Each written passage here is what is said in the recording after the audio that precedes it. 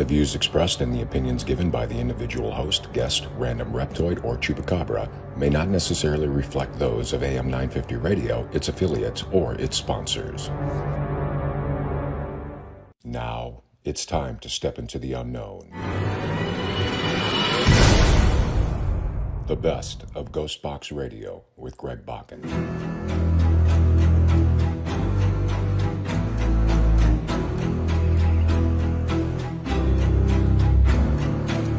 This is the best of Ghostbox Radio with Greg Bakken on AM 950. Tonight we're going to play parts of interviews from 3 different guests. We've had some amazing people appear on the show, and we think that they should be heard from again. Enjoy the show. I'm very happy right now. I have with me Scott Michaels, Dearly Departed podcast, Dearly Departed YouTube channel, a lot of great content. Also, check out findadeath.com. Yeah, I mean, Scott said that he hasn't updated it recently, but there are hundreds of people to look up and read about on there. Scott, do you want to take some questions and see what's out there? Happy to, Greg. Let's do it. First of all, because I have lots of questions, but I think I'd rather have some of these fans who keep saying stuff like Scott's the best guest and has so many wonderful stories to share. The chat has just been filled with all of that. Heather does ask, did you know that Tiny Tim is buried in Minneapolis? I think he's actually buried in this radio station, as it happens. No, he's not. But well, actually, I do, because I have the receipt from his grave purchase that his widow had. I actually got the cemetery receipt for payment of Tiny's grave. So yeah, I am familiar with that one. Thank you. How do you have this? Why do you have this? I love it. That was a donation, actually, because I love Tiny Tim. I have a lot of Tiny Tim memorabilia, and there was someone who was friends with Tiny Tim's widow and said, "I have these unusual items. Would you like them? I would be happy to donate them." And I got a swatch from the jacket that he wore on the night that he died. When he was on stage, he collapsed on stage, or just as he was leaving stage. And I got these wonderful, bizarre items, which is really appropriate for Tiny Tim because he was such a wonderful and bizarre guy. Now, if someone is a death hag, is it when they actually provide information about anyone who had passed, any stars that passed, or is it just something that anyone could be a death hag? Well, sure. I mean, just it's a matter of admitting that you're interested. I mean, now it's all very, it's nothing anymore. But there was a time when I started Find a Death back in '98, which is, I don't know how many years ago that is now, but there were no true crime networks. No. There was no internet yet, or the internet had just started. Find a Grave had just started. Yeah. So there wasn't, I remember, Google didn't even happen yet. And if you wanted to use, there was no image searching. So when I was writing these pictures or these stories about Ava Gabor, I had to find a Green Acres book and I had to scan it in myself. There was no image search. So this is really a long, long time ago. Yeah. And I just say there was a time when people used to be ashamed to be interested in this. Now, they would buy their true crime magazines to kind of hide it in the back of their grocery bag. Now there's 24/7 networks, so you don't have to be afraid or to admit it. But back then it was a little bit, it was a bit edgy to say you were interested in that. I mean, because I wasn't sure if you had to be involved with something to actually become a death hag. Because I was thinking to myself, do I have anything that I could be close to being of that ilk? And the closest I ever got was I dated one of the secretaries of Paisley Park, and so we had seen one of Prince's notorious 2:30 in the morning shows or whatever. But wow. I dated her after she left Paisley Park. But she told the stories of you. These are true stories that you were not allowed to look at him. You are not allowed. When he would walk in the room, you'd like Majesty. You'd put your head down and not look directly at him, and the drug abuse and all that stuff that was rampant back in 98, 99.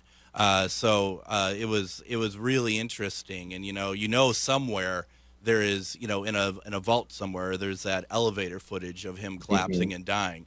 You know, Yeah, yeah, does that yeah. stuff? That's fascinating. I mean, those are kind of, she's confirming with you what we kind of Yeah, already knew about him.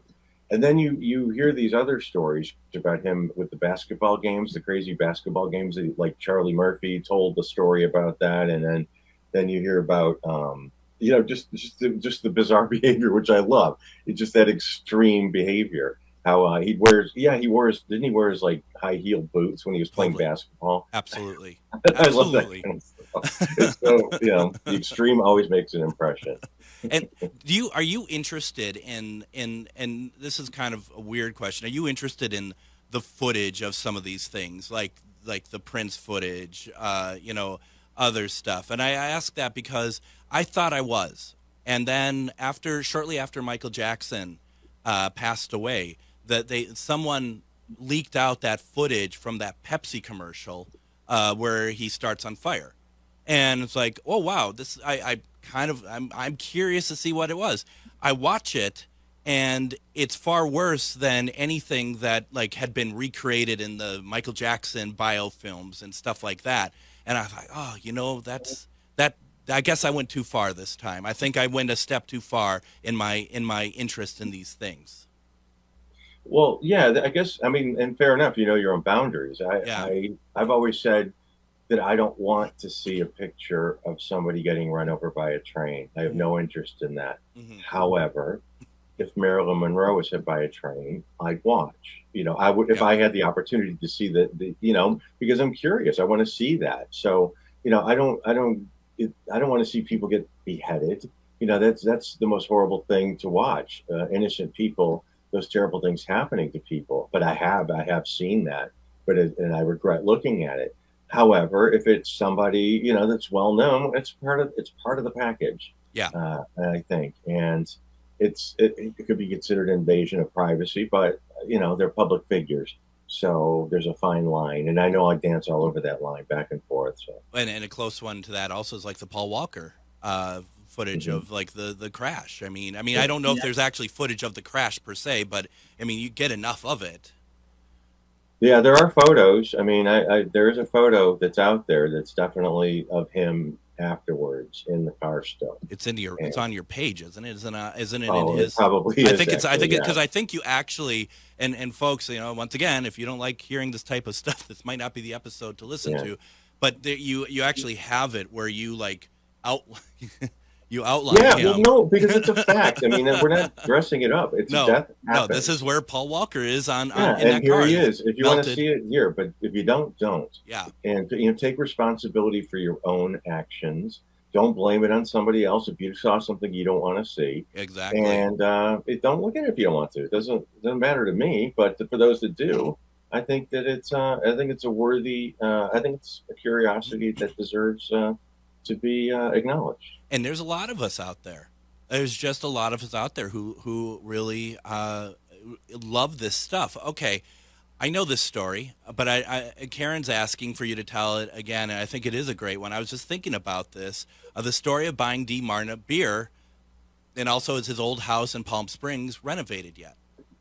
The house, Troy and I drove past the house probably 2 or 3 weeks ago. And the only thing that's different is, well, the trees have been, I think one or two trees are gone, and there's a fence around it now, one of those temporary chain link fences with the green tarp over it.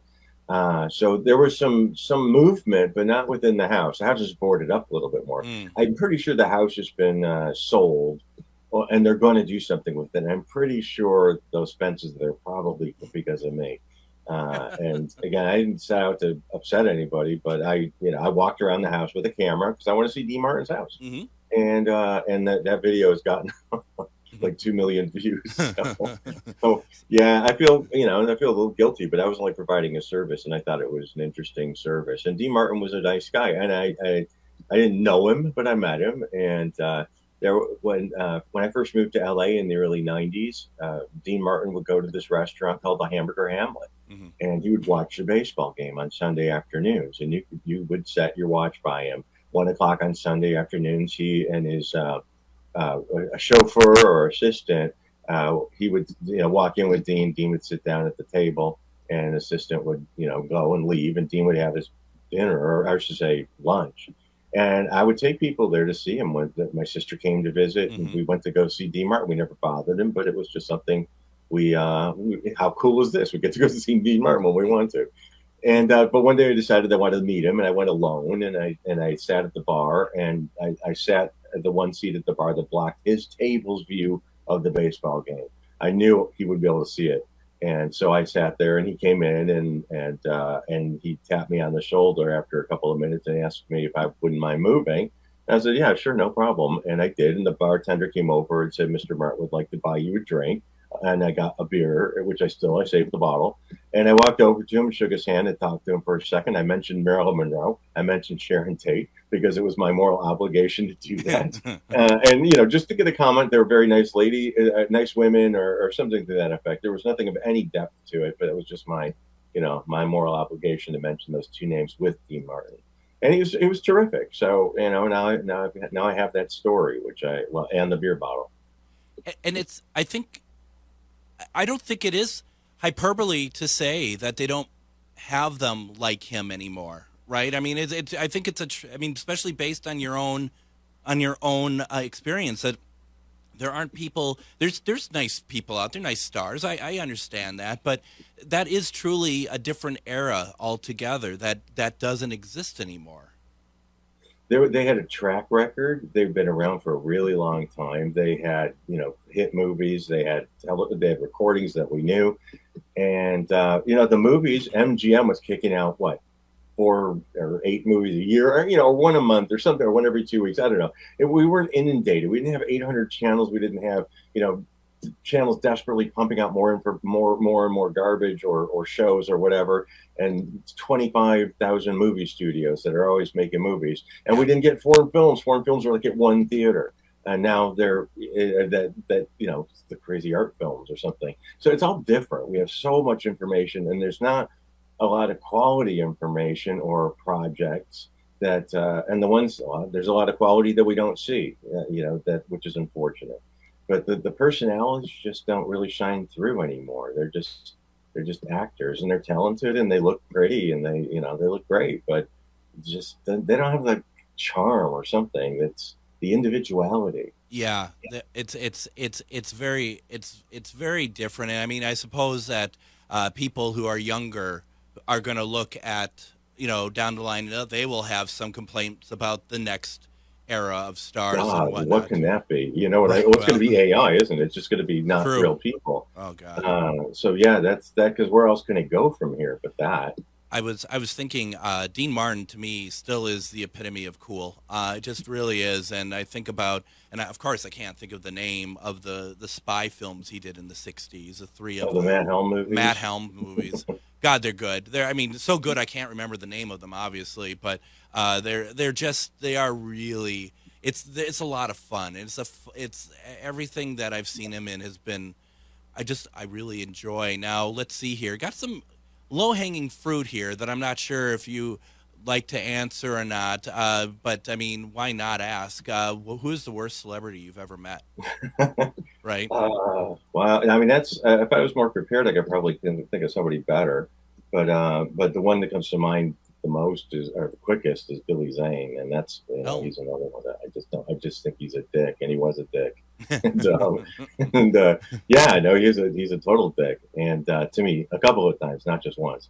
So, and other people I know. So yeah, he's just not a nice person. Just definitely not cool. And getting back real fast to the the Dean Martin thing, do you think? I mean, especially you're in the hub of it, so to speak. Do you think that were you ever surprised with how easy it was to have interactions with some of these stars back in the day? In retrospect, yeah, certainly. We were able to. I mean, you could go to backstage doors. When Larry King was doing his show, it was live, so you could drive over to the theater and to the building and see the people that were coming out if you wanted to meet them. You could meet people backstage at plays, what they were doing. I met a ton of people that way. And I was fortunate enough to be involved in television for a while when I lived in England. Mm-hmm. So I was able to meet a lot of people that way. Things are different now. I remember back in the '90s when I first moved to LA, we would go garbage picking at celebrities' houses. I never claimed to be classy in any way, so I really don't care. I gave up defending myself a long time ago too, because I just figured, you don't like me, that's cool. Yeah. You are listening to the best of Ghostbox Radio with Greg Bakken. Remember, you can hear full past episodes, see upcoming events, and order books of the authors we have on the show by going to ghostboxradio.com. Don't forget to like us over on Facebook, look us up at Ghostbox Radio with Greg Bakken, and finally, please consider supporting me on Patreon. We have a special, unique audio content that you'll not find anywhere else, plus special episodes. On Patreon, you can find me as Ghostbox Radio with Greg Bakken. We'll be back with another guest after the break. You're listening to Ghostbox Radio on AM 950.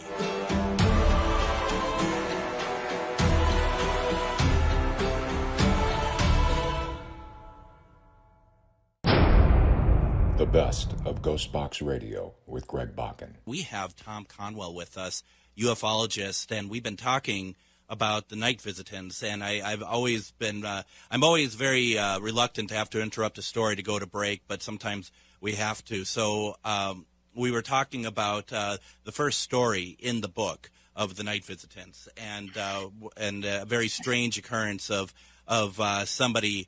And you said that they claimed that they're in the Coast Guard, right, Tom? Yeah, that's what he said. And that they took you to the place. And I remember while reading the book and reading that part of it that it really came across that, number one, it doesn't seem to me very often that you are actually going to meet people at places, but also it seemed like that was kind of frustrating that the place that he wanted you to go after you had your first meeting was like an hour away.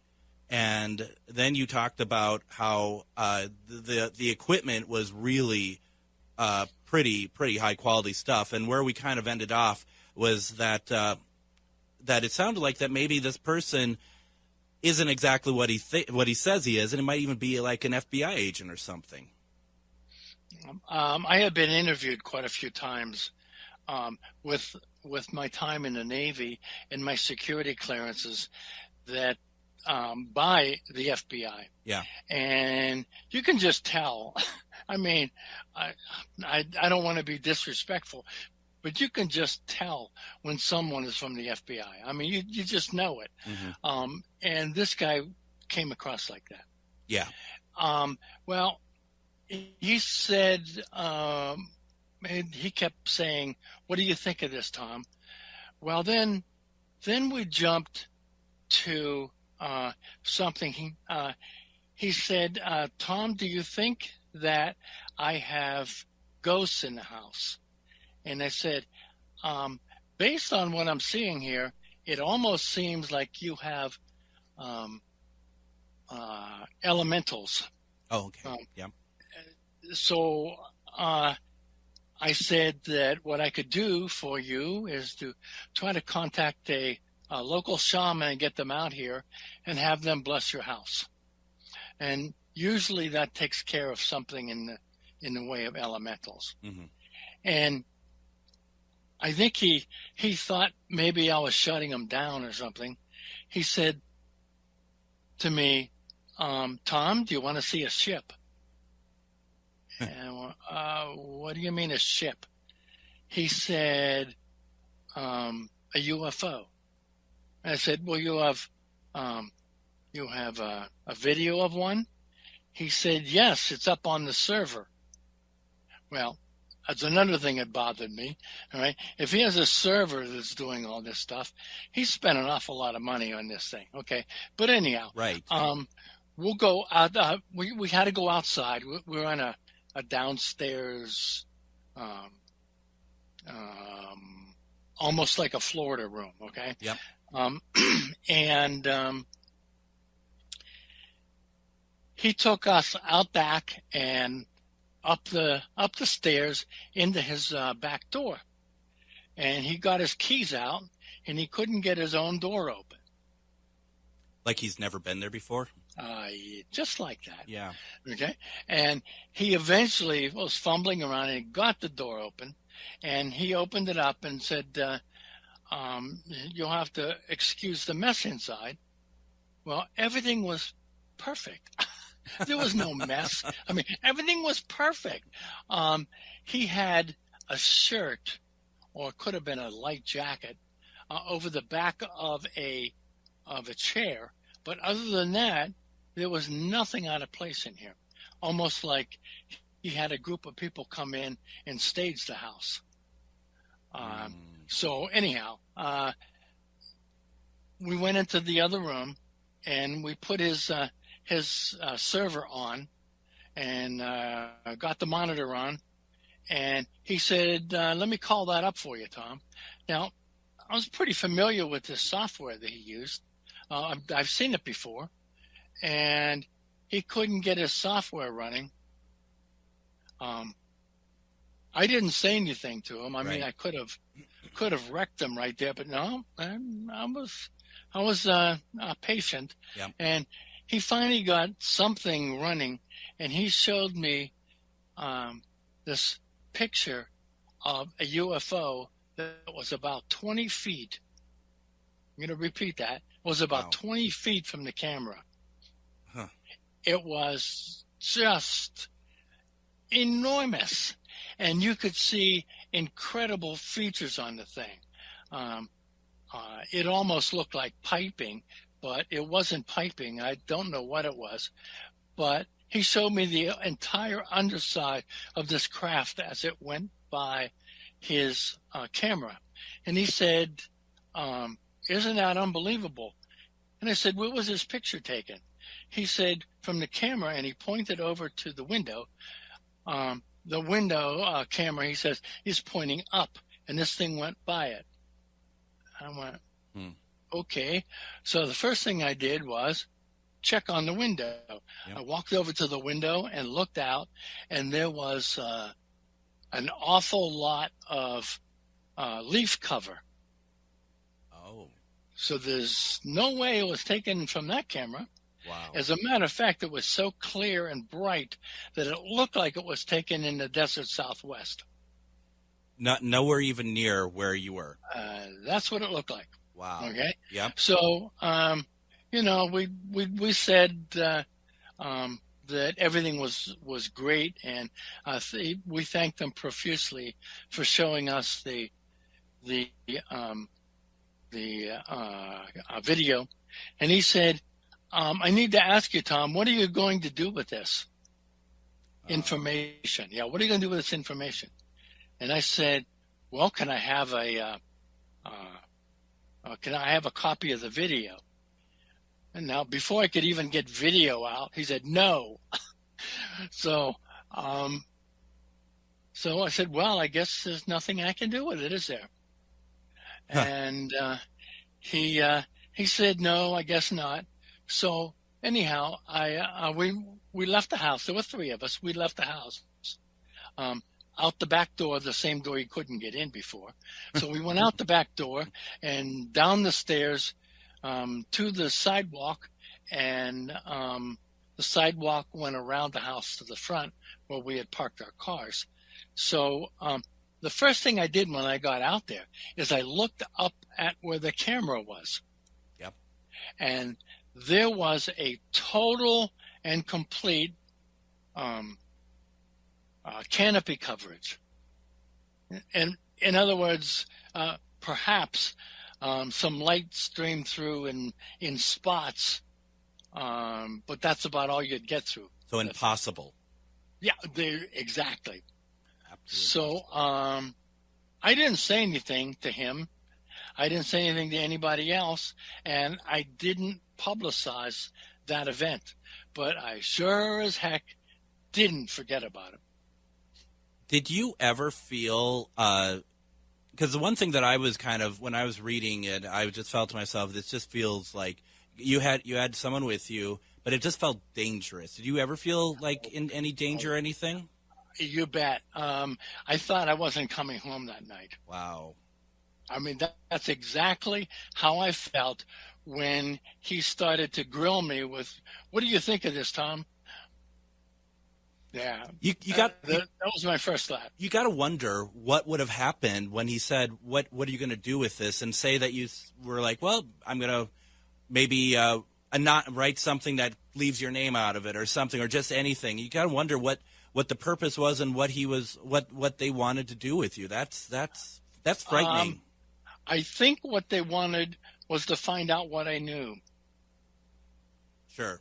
And they wanted me to spill everything, because when I wrote the blogs that I later turned into a book, Going Interstellar, mm-hmm. when I wrote these blogs, they got a little bit technical at times. But what I tried to do is, when there was a highly technical subject, I tried to get super simple so that everybody could pick up this book and read it and understand where I was coming from.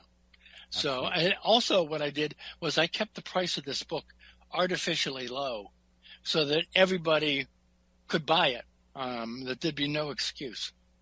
And you know what I'm going to do? I think, is this available on Amazon?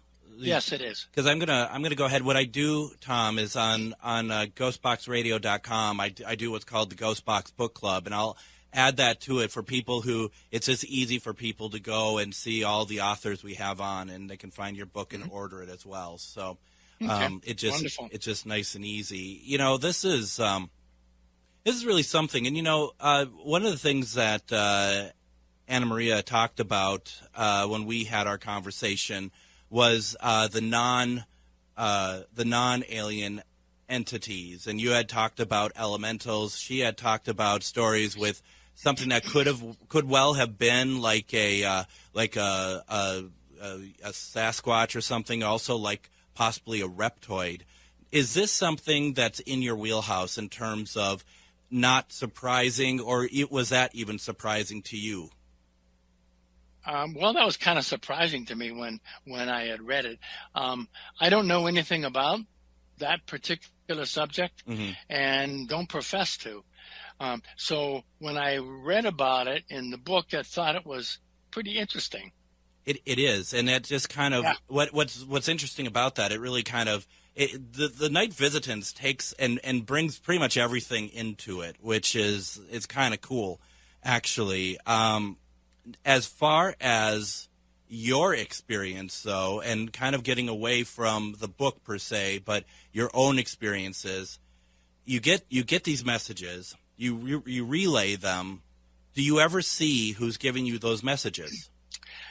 No, and I have been asking at night mm-hmm. That it's time that we meet. I'd like to talk with you. So one of the things that happened to me was a dream that I had. I suspect it wasn't a dream. I think they influenced it. But I found myself walking down a path in the fall, mm-hmm. and it was damp outside. And well, because it was the fall, all the leaves had fallen down. And as I'm walking, the leaves are sticking to my feet. And I walk out and around a corner, and there was this white egg-shaped ship. Oh. It was only about 6 feet tall. And there was a guy sitting outside of it. And as I walked up toward him, I realized I couldn't look at him. He was made out of light, and he was just brilliant. I couldn't even see him. I could just see the peripheral of him. And he said to me, we would like to borrow your energy so you can heal the person who's my shipmate, the person with me on the ship. Mm-hmm. And I said, is this your ship right here? And he said, yes. And I remember looking at it. The thing was only 6 feet high. How the heck could he be flying in a ship that's only 6 feet high? Right. And he was about 5 feet. So that's cramped. What the heck was that, you know? So he said, why don't you come on the ship, and my friend will tell you what you need to do. So, well, since this was a since this was a dream, I said, sure, I'll come on the ship. So I walked onto the ship, and as soon as I stepped inside this thing, I looked around, and it was, well, huge. Bigger on the inside than out, huh? Oh, my goodness sakes. It was absolutely huge. Yeah. And he walked me over to where his friend was lying. He was lying down, and he said to me, just stand there while I use your energy, and you can heal me. Wow. And I remember standing there for some short period of time, and then he got up, and he was fine. And he said, I want to thank you very much for sharing your energy with me. Perhaps we'll meet again. So he walked me off of his ship, down the little stairway, and I started walking toward my house, and bingo, I woke up in bed. And the first thing I did when I woke up in bed is I reached down for my feet because I knew that there were leaves stuck to my feet. But my feet were slightly damp, or maybe that was just me, but there were no leaves on my feet. Wow. Which would have been interesting. But it was that real, Greg. You are listening to the best of Ghostbox Radio with Greg Bakken. Remember, you can hear full past episodes, see upcoming events, and order books of the authors we have on the show by going to ghostboxradio.com. Don't forget to like us over on Facebook, look us up at Ghostbox Radio with Greg Bakken, and finally, please consider supporting me on Patreon. We have a special, unique audio content that you'll not find anywhere else, plus special episodes. On Patreon, you can find me as Ghostbox Radio with Greg Bakken. We'll be back with another guest after the break. You're listening to Ghostbox Radio on AM 950.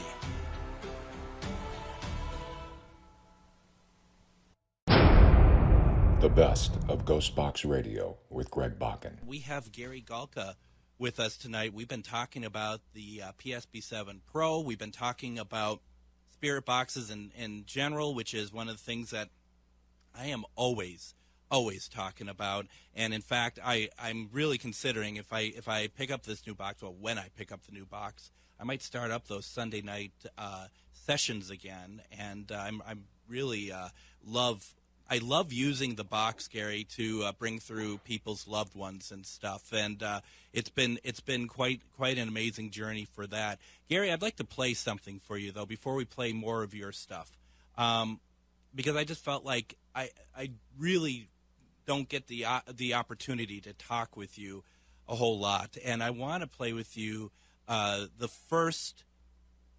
of the first spirit box responses I ever got when I tried the PSB7 so many years ago. I didn't know what I was doing. This was the first day that I ever even put this in my hand. We were at my old work, the Wyman building in downtown Minneapolis. The building was built in 1916. When I turned on the equipment for the first time, when I turned on the box for the first time, I asked if somebody's here, can you give me your name, please? And with the first question I ever asked, the name came through with Nate. I mean, right away, I fell in love with it. But this recording changed my life, and it put me on the trajectory that it was today. So it's a bit important to me, and it's very humbling, actually. But this is later that night when we were investigating. We were upstairs, my friend Jeff and I just say to Spirit, my name is Greg, this is Jeff. Could you please say Greg and Jeff? And this is the response we got. Greg, Jeff. I'm going to play it again. Greg, Jeff. Yeah, it's perfect. Isn't that amazing? Yeah, perfectly clear. And I mean, that recording changed my life. It put me where I am today, using your box and using right away. It's like, if this is what paranormal investigating is, I'm all about it. Yes, please give me some of this. So yes, fantastic. Nice. Very good. Thank you very much. It was it was really something. Now I want to play, let's see if I can find it now, since since I moved everything around here. Okay. I want to play what we were talking about when you said they're talking about the theory. And I have that recording, if that works for you. Sure. Yeah. Right, here we go. Yeah. So your words are formed with thoughts, correct? Correct? Pretty amazing how you combine the frequencies with your thoughts, isn't it? Thanks for sharing that. Okay. Did you hear all that, Greg? I didn't hear. First of all, I heard correct. So I got that. The rest is a little vague for me. Can we play it again? Mm-hmm. All right, let's do it. So your words are formed with thoughts, correct? Correct? Pretty amazing how you combine the frequencies with your thoughts, isn't it? Thanks for sharing that. Okay. Let me explain something to you. Please do. So, all right. So the first spirit, the male, says correct. He acknowledges that thoughts, your thought energy, does indeed change the frequencies. Then the next one said, the next female said, and visual, and vision, and visual. That's her response. Okay. And then the last one was, we warp it. So we warp the frequencies. Okay, so that's where so my theory has always been, because a lot of times when my daughter interacts with me, it's always through telepathy, through thoughts. So when I communicate and have conversations with her when I'm sleeping or in that altered state of consciousness, she's there, she's talking to me, and we're carrying a conversation. Well, everything in the spiritual realm is thought energy. I've had out-of-body experiences. Okay, if I wanted to go through a door, all it had to be was a thought. Next thing I know, I'm gliding through a door in the room. So these are all different things that you begin to realize. You piece those puzzle pieces together over time, and that's all spirits have. Really, are thoughts and visualization. That is their soul, their mind, so to speak. Okay, so they can think as clearly as you and I can think. So you explained what was being said. Why don't we listen to it one more time so everyone can kind of have because we can close the loop on this one. Here you go. Mm-hmm. So your words are formed with thoughts, correct? Correct? Pretty amazing how you combine the frequencies with your thoughts, isn't it? Thanks for sharing that. Okay, yeah, absolutely. So, that's so you cracked the shell, you cracked the nut, basically. Yeah, I mean it's. But see, you have to understand, my journey has been tenfold. I've had out of body experience. I've had astral travel. I've been to the hereafter. My daughter's physically shown me the hereafter. I've had so many communications with loved ones through my mind while I'm sleeping, and in altered states of consciousness. So, this to me, when I talk to spirits, they're not really spirits to me. Okay, they're people. Yep. They're people in spirit form. So I treat them with the same level of dignity and respect I would teach or treat you, and I teach them the same types of things with my equipment that I would teach somebody who's learning Spirit Box for the first time. So when I sit down with them, I tell them, focus your thoughts for me, please. I want this to be as clear as possible. Visualize what you want to say to me. So I've had responses from Spirit saying, Gary's teaching us something. Those were the responses. Gary's teaching us something. So that really means a lot to me, because it's a totally different approach than most people would ever expect to hear. And I think that's it. And I guess that's what I was kind of getting at the top of the program, is not when I said that we have the same way of doing things. I meant the ideology of it. Yeah. Because that is really what it comes down to. And you're right. And it takes. I love those people, such as myself, such as many friends of mine who I investigate with, who look at spirits as people. That you look at them as we don't treat anyone any different. In fact, make it a little bit, try to make it as easy as possible. Mm-hmm. So, so everything that you've done up to this point, well, maybe not now, I guess, in a sense, because you are so evolved in that area. But originally, everything that you had done to create this equipment was to be able to communicate with Melissa. Well, correct. Okay, the reason I was communicating with Melissa in so many different ways. I mean, but Sure. and so weren't my other two daughters and my wife and everything else. But I was hearing from so many people after the Ghost Adventures episode. I was hearing from hundreds and hundreds of people, and they all wanted to be able to communicate with their children. And what do you say to these people? You know, I mean, so I'm thinking, okay, what could I do to help people to maybe have an experience like mine? Because many of them never had an experience at all. And I can't explain the reason why I would have an experience and another mom and dad who love their child just as much didn't have an experience. Why would that be? Yeah. That was an emotional thing for me to have somebody ask for help, and then I didn't know what to do. So really the spirit box for me was something that I did to try to help other people. And as a result, Greg, in all honesty, I've received countless numbers of emails from people who said, I've talked to my son or I've talked to my daughter. I know they're safe. Okay. And that's all I really cared about. I hear you, and and only reason why I'm going to say this because I feel like when you say something, I respond as almost like a competition. I'm just so excited to be able to talk with you, and I wanted just to share.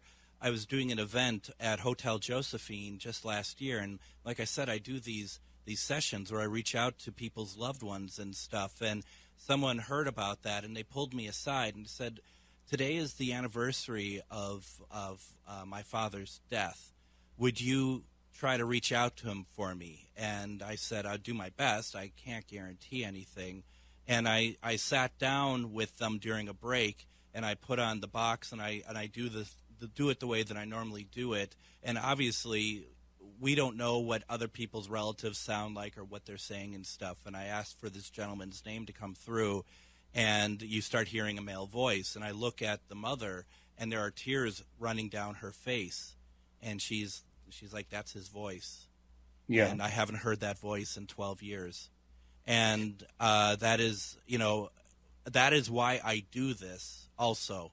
I don't create equipment. I don't know how. And the way that you're talking and stuff, I'm just in awe with the brilliance that you bring to the equipment. But what I do is take your equipment, and I do very similar to what you have been doing and what you wanted the purpose of this equipment to be.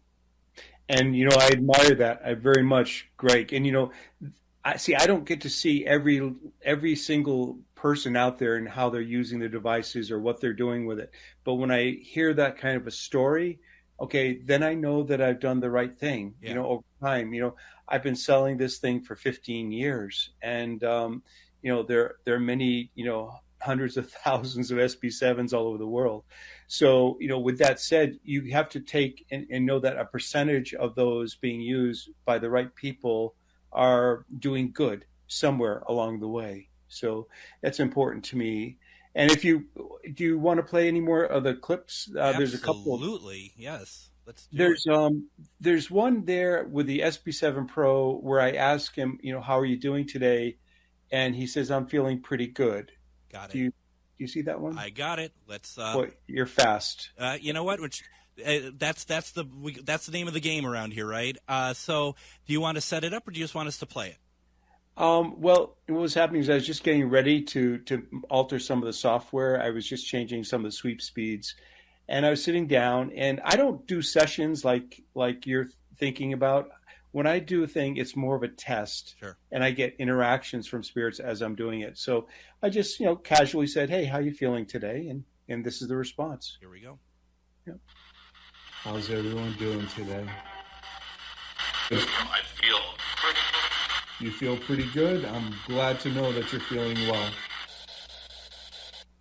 Yeah, that's great. We're gonna play that again, folks. That's really good. Here we go. How's everyone doing today? I feel pretty. You feel pretty good. I'm glad to know that you're feeling well. Yeah. That just puts a smile to my face, Gary. It's just so good. It just and I love the spirit responses where it's just casual conversation. Yeah. Well, I mean, if you look at the other one, I thought that you stopped. At first, when I heard this girl come on, I thought it was Melissa. But then, because it almost sounds like her voice, but it wasn't. But what had happened was I was, again, doing some experimentation with the box. And such a beautiful voice that comes through. It's very different if you listen to it. Let's play it, and then we got to wrap up because we're almost out of time. But let's play this real fast.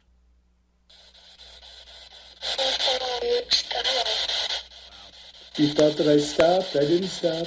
I'm right here. I'm going to play it one more time real fast. Yeah. Or not real fast, but